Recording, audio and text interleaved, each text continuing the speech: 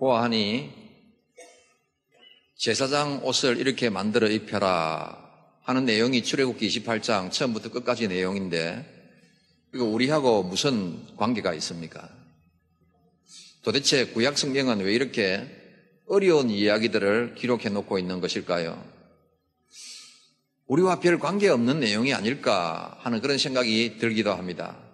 하지만 여러분, 이 말씀은 오늘 저와 여러분들이 꼭 새겨 들어야 할 메시지를 담고 있습니다.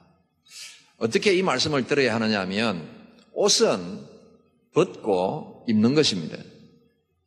성경에도 어떤 사람이 이런 사람이었다가 또 이런 사람이 된다라고 말할 때 이 옷을 벗고 이 옷을 입는다라고 표현하는 곳이 많습니다.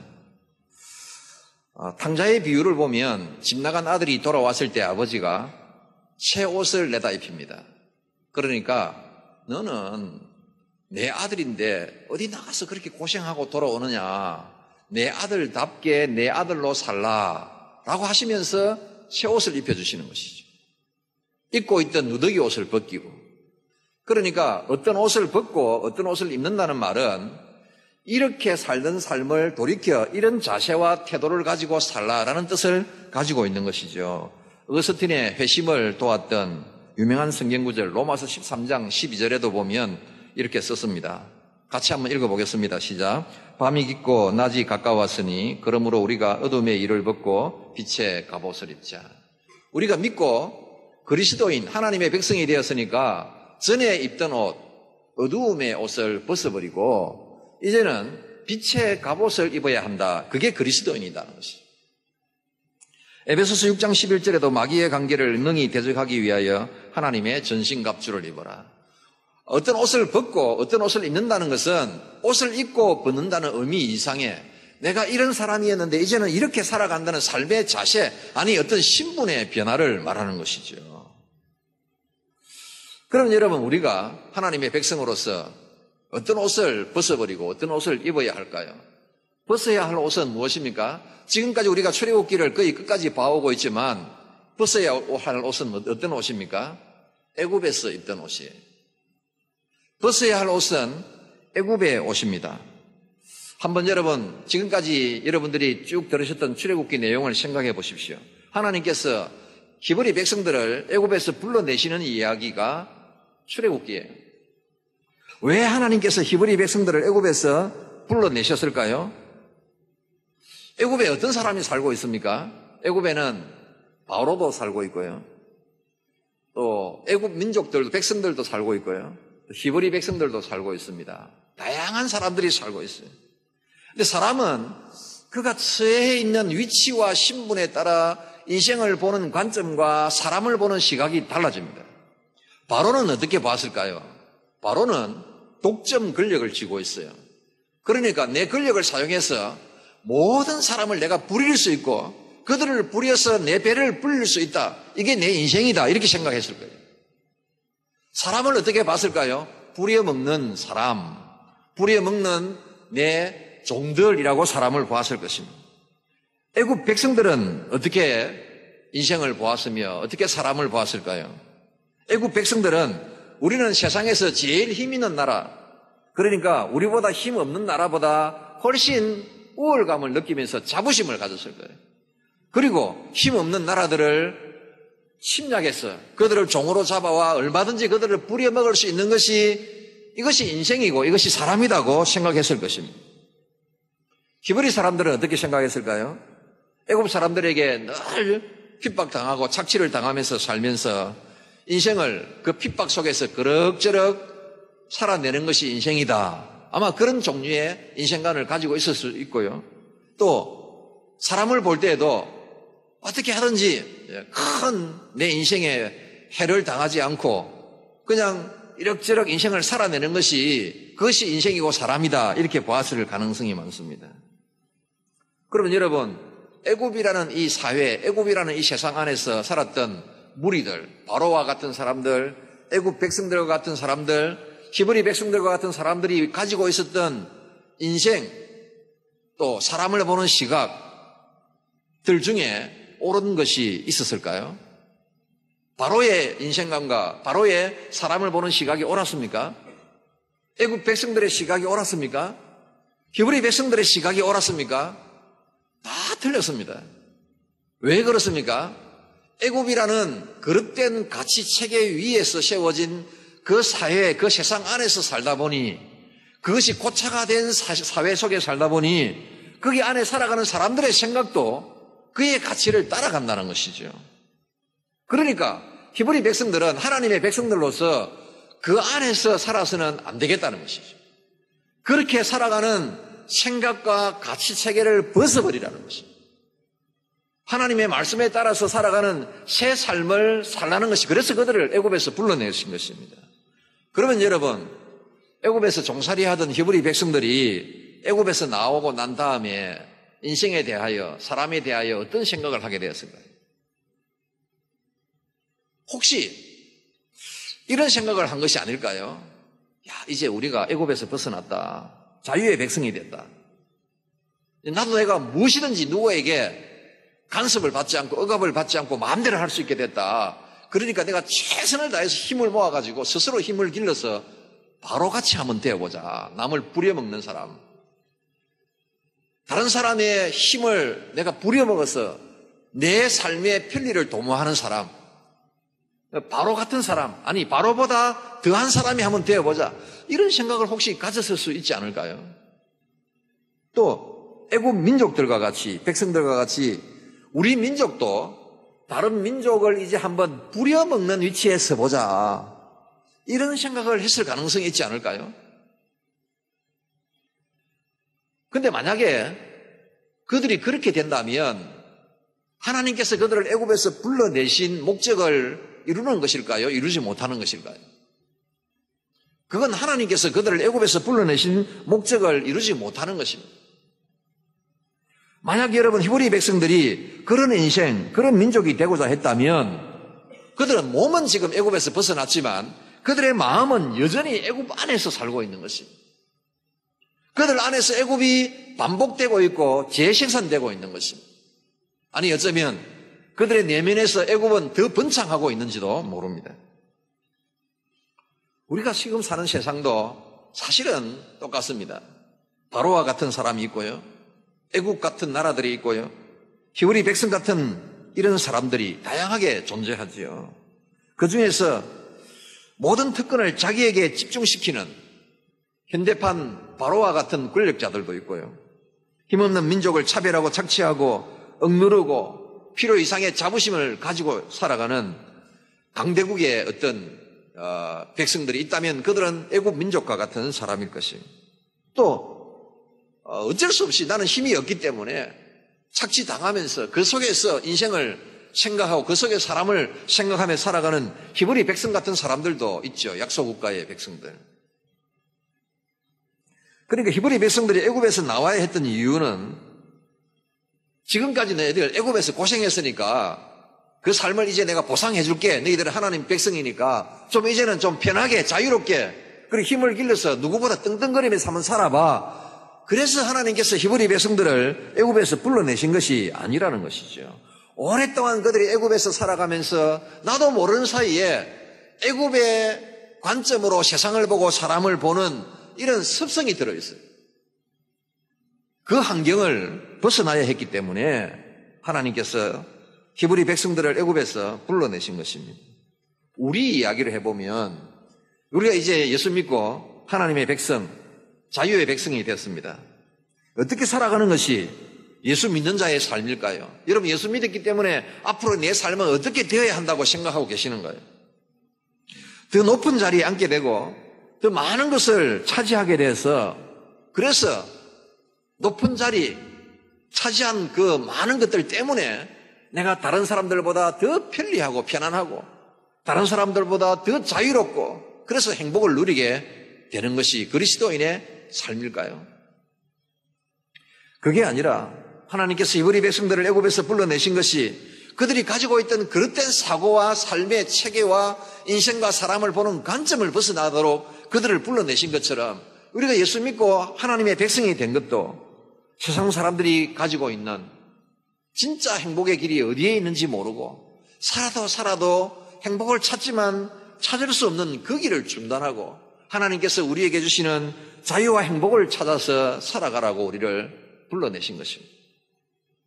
그러니까 이 세상에 존재하는 권력이나 지위나 명예와 재물을 보는 관점을 세상 사람들이 보는 관점, 즉 이것들을 이용해서 내 삶이 더 편하고 더 다른 사람들보다 우월해지고 다른 사람들보다 더 명예도 많이 가지고 다른 사람들을 부리면서 살아갈 수 있는 도구다 이렇게 생각하는 것들을 이런 권력이나 지위나 명예나 재물을 보는 관점을 바꾸는 것입니다. 하나님의 관점으로.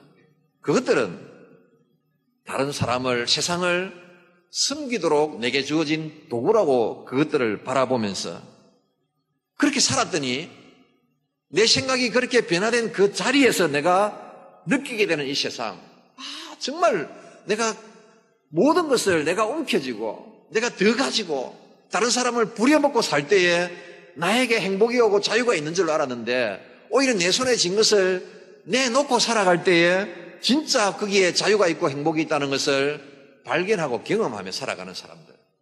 그 사람은 바로 히브리 백성이며 자유의 백성이며 믿는 자들의 삶인 것입니다. 그래서 그런 사람들을 하나님께서 뭐라고 불러주셨느냐 하면 출애굽기 19장 5절과 6절, 특별히 6절에 보면 너희가 내게 대하여 제사장 나라가 되며 거룩한 백성이 되리라. 히브리 백성들을 제사장 나라 거룩한 백성이라고 부르고 있는 것이죠. 그러니까 하나님께서 히브리 백성들을 애굽에서 가나안으로 불러내신 것은 언뜻 보기에는 물리적으로 이 동네에서 살던 사람들을 저 동네로 가서 살게 하신 것처럼 보이지만 그런 물리적 장소의 이동이 아니라 그들 속에, 마음속에 내면에 내재되어 있는 애굽의 가치를 벗어버리고 애굽의 옷을 벗어버리고 하나님 나라의 다른 새 옷으로 갈아입고 살라는 뜻이라는 것이죠. 그러면 여러분, 옷을 벗었으면 이제 다른 옷으로 갈아입어야 하지 않습니까?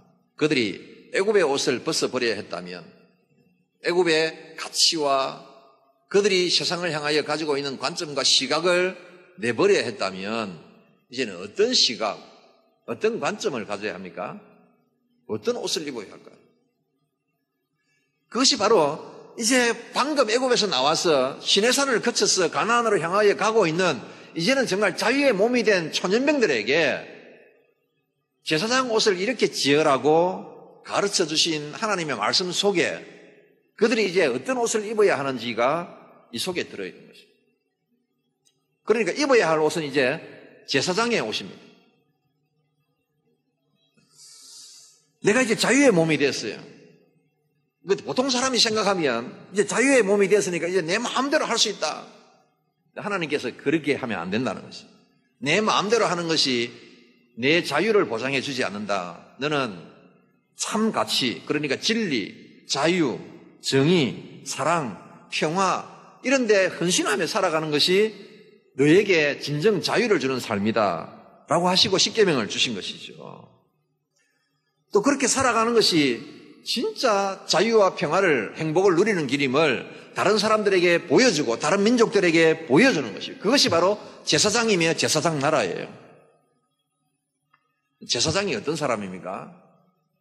어떻게 살아가는 것이 제사장답게 살아가는 거예요. 그래서 제사장 옷을 이렇게 만들라고 자세히 그들에게 디자인해 주시면서 그 안에 제사장 옷을 이렇게 만들라는 뜻뿐만 아니라 제사장은 이렇게 살아야 한다는 메시지를 그 안에 주신 것입니다. 따라서 오늘 우리도 모두가 다 왕같은 제사장으로서 이 땅을 제사장으로 살아야 합니다. 이전에 입었던 어둠의 옷, 애굽의 옷을 벗어버리고 빛의 옷, 제사장의 옷을 입고 살아야 한다는 것이죠. 그래서 우리는 제사장의 옷이 어떤 의미를 가지고 있는지 좀 자세히 살펴봐야 될 필요가 있습니다. 제사장 옷은 네 가지로 크게 구분이 되어 있습니다. 속옷, 겉옷, 머리에 뒤집어 쓰는 일종의 모자 같은 것, 그 다음에 겉옷 밖에 있는 에봇으로 되어 있습니다. 제사장이 입는 속옷은 어떤 의미일까요? 옷은 모양을 이렇게 만들어라 하는 뜻뿐만 아니라 제사장 옷을 이렇게 만들라고 하신 것은 제사장은 이런 사람이라는 뜻이에요. 속옷의 특징은 뭐냐면 위로부터 쭉 통으로 이제 만들어진 세마포 흰 옷인데 색깔이 흰 옷이라는 것입니다. 흰색 세마포 옷이 뜻하는 것이 뭘까요? 정결입니다. 정결.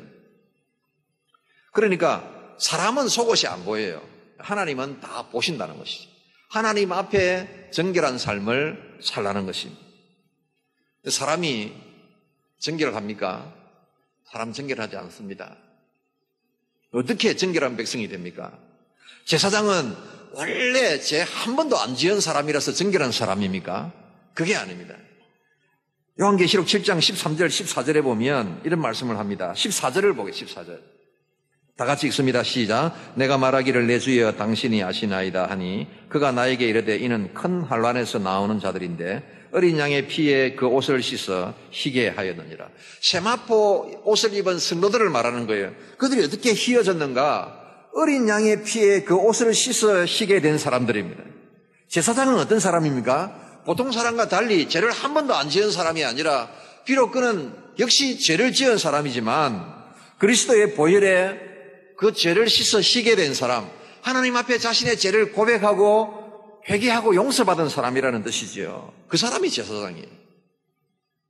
우리는 어떤 사람이어야 합니까?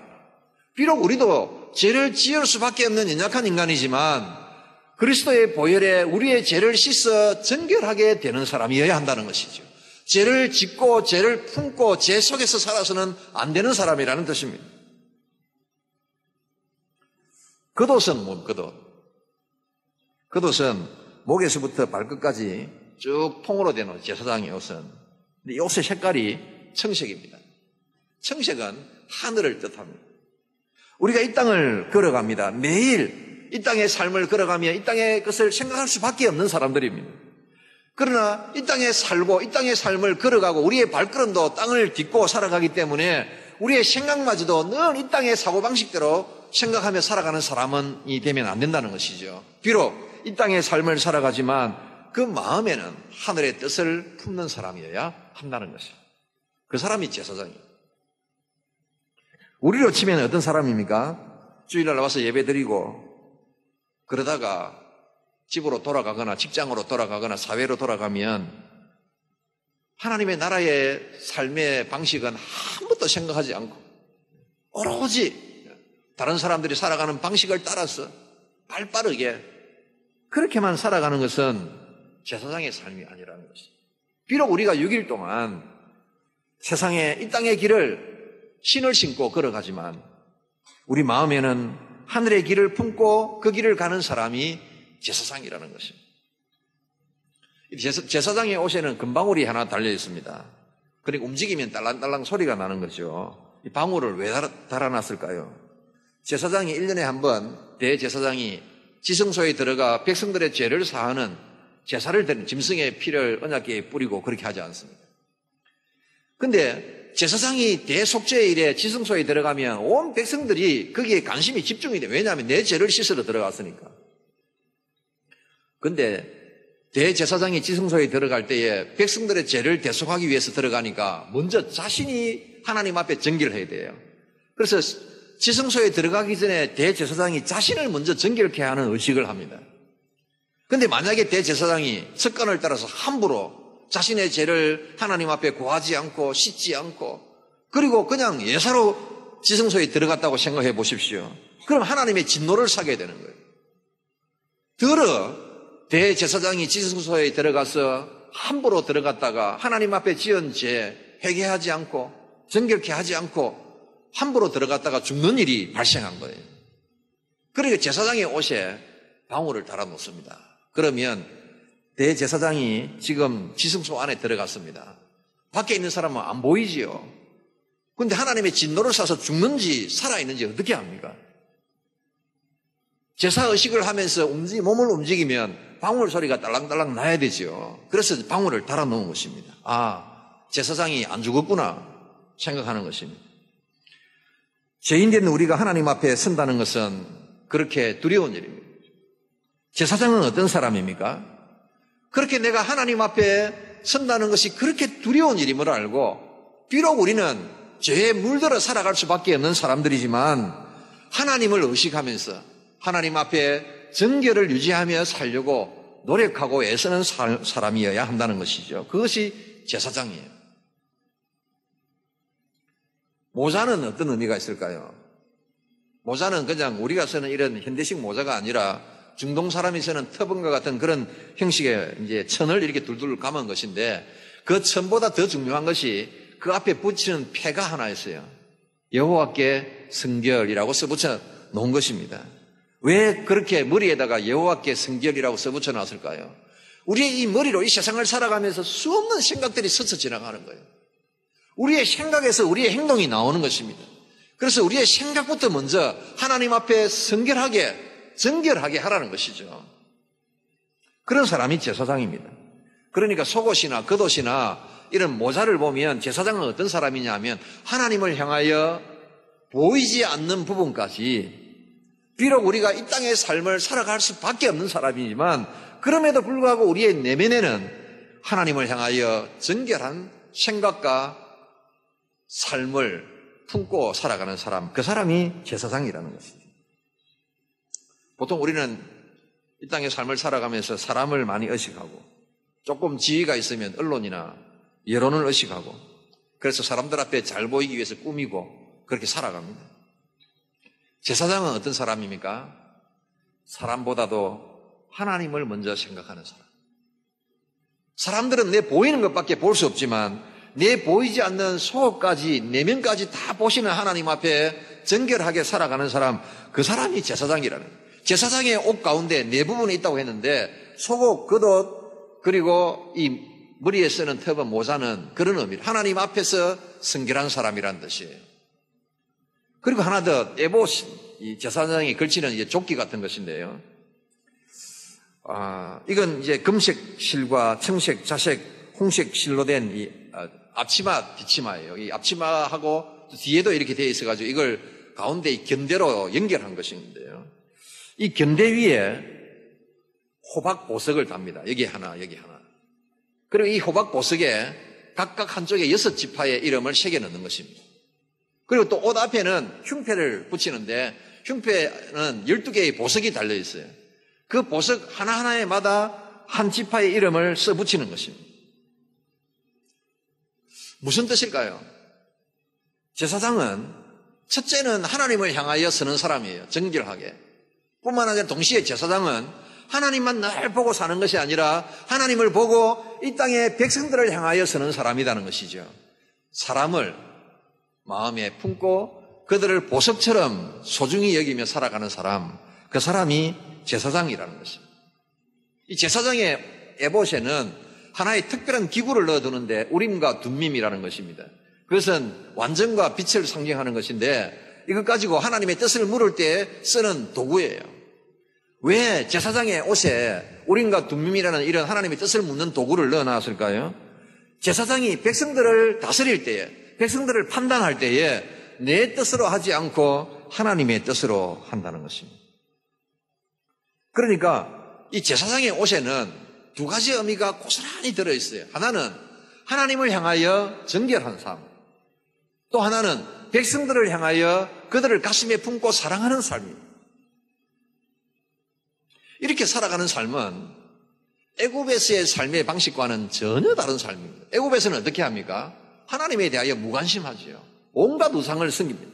사람에 대하여서는요, 사람을 가슴에 품고 보석처럼 소중히 여기는 것이 아니라 할 수만 있으면 내가 나보다 힘 약한 사람들을 나를 위해서 종으로 부려먹는 그 가치 체계가 통용되고, 그런 사람이 되는 것을 성공한 사람이라고 치는 곳이 애굽의 사회예요.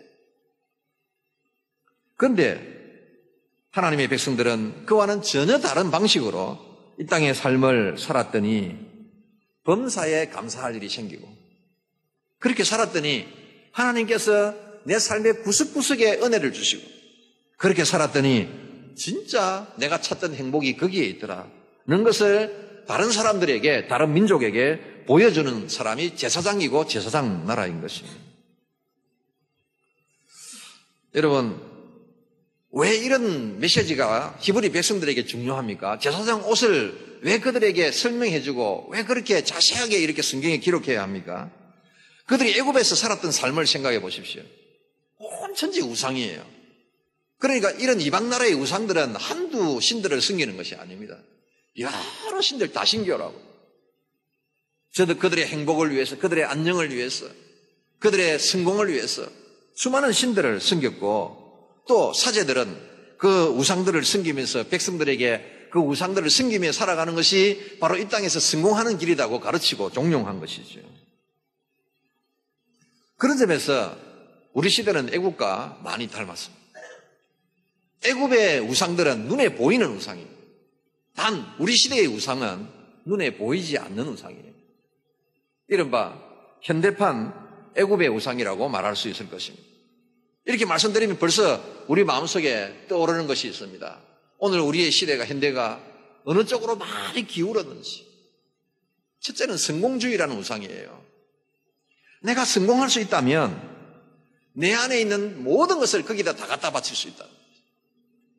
진짜 우리 속에는 소중한 가치가 있잖아요. 이웃과 더불어 살아가고 사람들에게 친절을 베풀고 그들을 존중하고 배려하며 함께 살아가야 하는 이런 소중한 가치들이 있는데 내가 성공할 수 있다면 그 모든 것을 너에게 갖다 바칠 수 있다.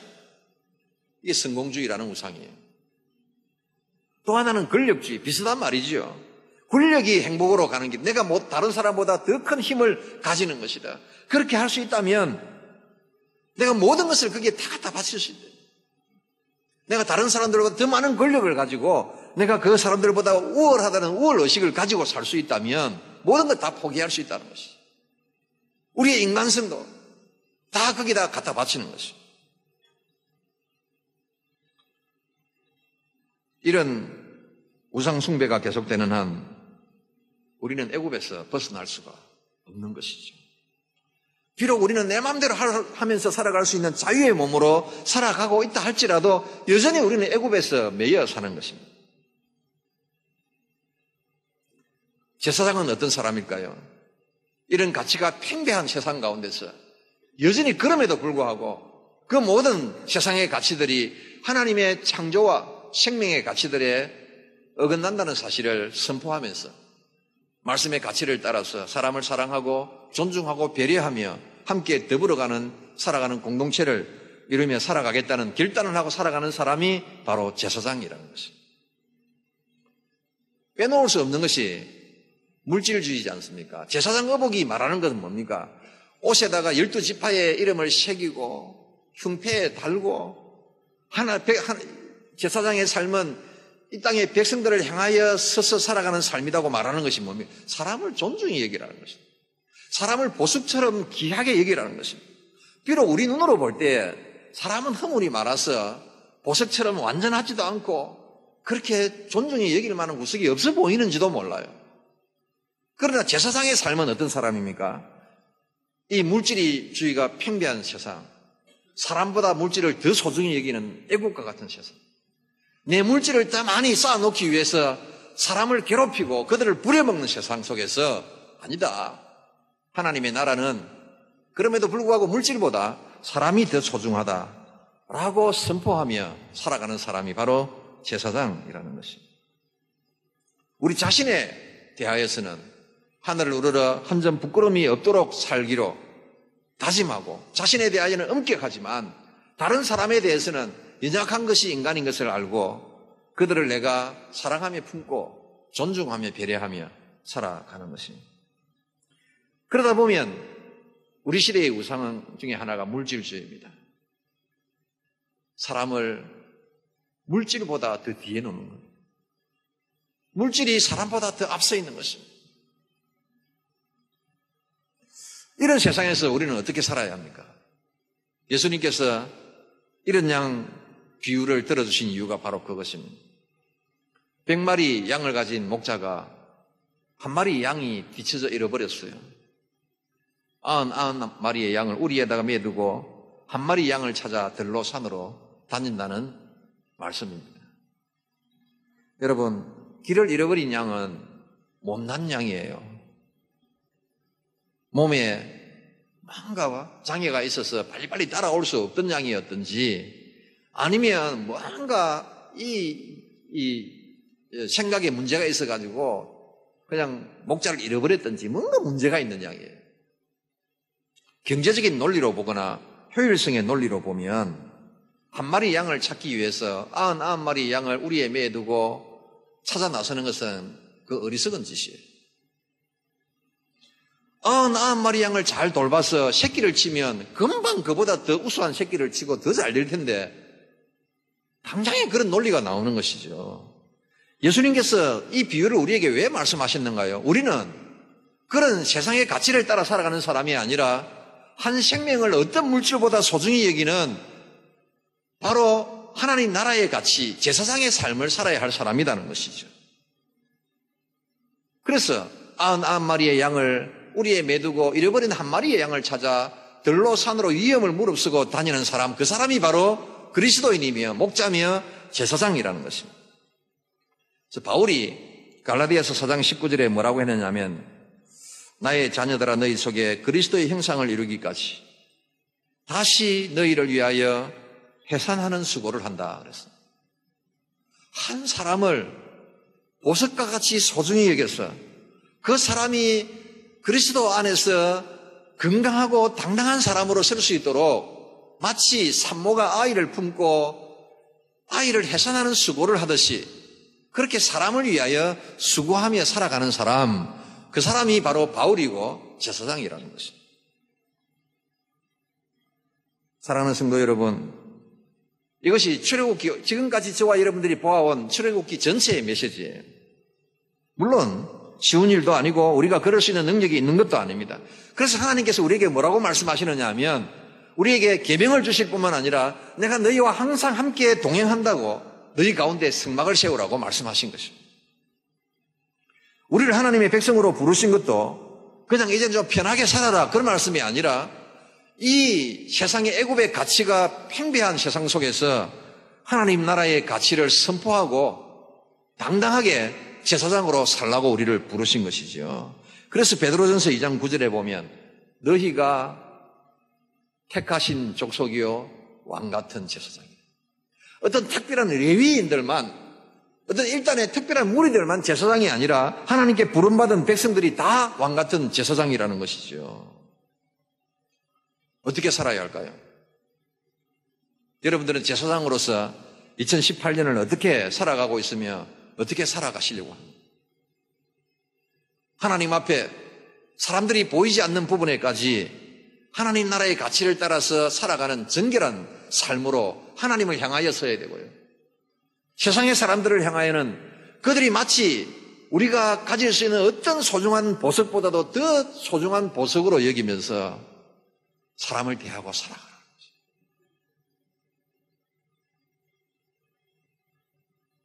내 생각과 안 맞는 사람, 내 눈에 보기에 언뜻 그렇게 대단해 보이지 않는 사람, 우리는 그런 사람을 사실 마음에 몸품고 살아왔어요. 될 수 있으면 내 가슴에서 밀어내려고 합니다. 여러분 마음속에 어떤 사람을 품으시는 거예요? 어떤 사람이 아직도 애굽의 가치 속에서 행복을 찾으려고 하지만 그들이 살고 있는, 가지고 있는 가치 자체가 애굽의 가치책이기 때문에 어떻게 살아도 행복을 찾을 수 없는 그런 가운데 살아가고 있는 사람, 어떤 사람을 하나님 앞으로 인도하시려고 하고 계시는 거예요. 그 사람을 마음에 품어야 우리는 제사장으로 살아가는 것이죠. 그렇게 살라고 우리를 부르신 것입니다. 제가 지난주에 어떤 성도님하고 같이 저녁 교제를 하면서 참 마음에 와닿는 이야기 하나를 들었습니다. 이분이 이제 건 연세가 60이 되신 분인데 직장 생활을 하면서 홀로 모시고 계시는 어머니, 자기도 혼자인데 어머니가 이제 또 좀 치매가 오시고 이래가지고 혼자서 직장 생활하면서 어머니를 모시기가 너무 힘들죠. 그래서 이제 국가에서 요양사를 보내주면 도움을 받기도 하고 하는데 그게 충분하지가 않는 것입니다. 그래서 이제 좀 또 요양사가 오셔도 사람을 이렇게 돌보는 데에 아주 그냥 헌신되어 있는 그런 분들을 만나기 어려웠던데 최근에 이제 어디 소개를 받아서 한 분을 만나게 됐어요. 최근에 아니고 한 몇 년 됐죠. 그분이 와서 이제 어머니를 돌보는데 너무 정성껏 돌봐주시는 거예요. 진짜 어머니처럼, 친구처럼.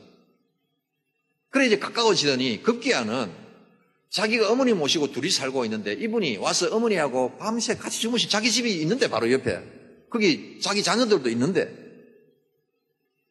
가까운 사이가 된 것입니다.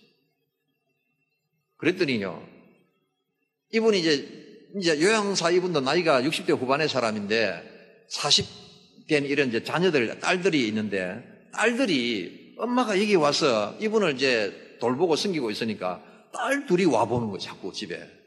한 식구가 됐어, 한 식구가.